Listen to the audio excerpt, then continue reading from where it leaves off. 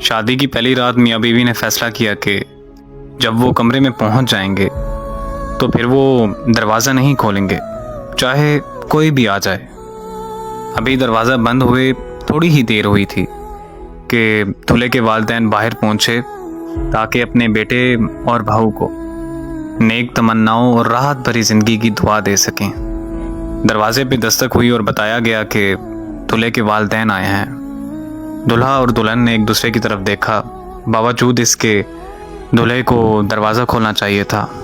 اس نے اپنے فیصلے کو مد نظر رکھتے ہوئے دروازہ نہیں کھولا۔ اس کے والدین ناکام واپس لوٹ گئے۔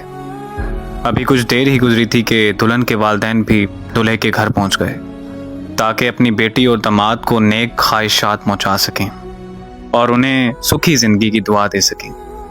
ایک بار پھر سے دروازے پر دستک دی گئی اور بتایا گیا کہ دلہن کے والدین کمرے کے باہر موجود ہیں۔ دولہا اور دلہن نے ایک دوسرے کی طرف دیکھا اور اپنا فیصلہ ذہن میں تازہ کیا۔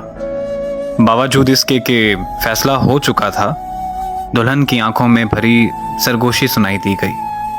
نہیں، میں اپنے والدین کے ساتھ ایسا نہیں کر سکتی، اور اس نے فوراً سے دروازہ کھول دیا۔ شوہر نے یہ سب دیکھا مگر اس نے دلہن کو کچھ نہ کہا، وہ خاموش رہا۔ اس بات کو برسوں بیت گئے۔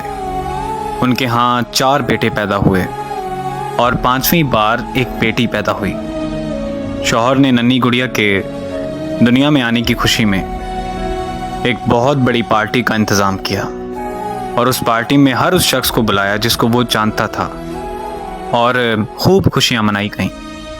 اس رات بیوی نے اپنے شوہر سے پوچھا کہ آخر کیا وجہ ہے کہ آپ نے کیوں اتنی بڑی پارٹی کا اہتمام کیا، جبکہ اس سے پہلے ہم نے 4 بچوں کی پیدائش میں ایسا کچھ نہیں کیا۔ شوہر مسکرایا اور بولا، یہ وہ ہے جو میرے لیے دروازہ کھولے گی۔ بیٹیاں ہمیشہ قیمتی ہوتی ہیں۔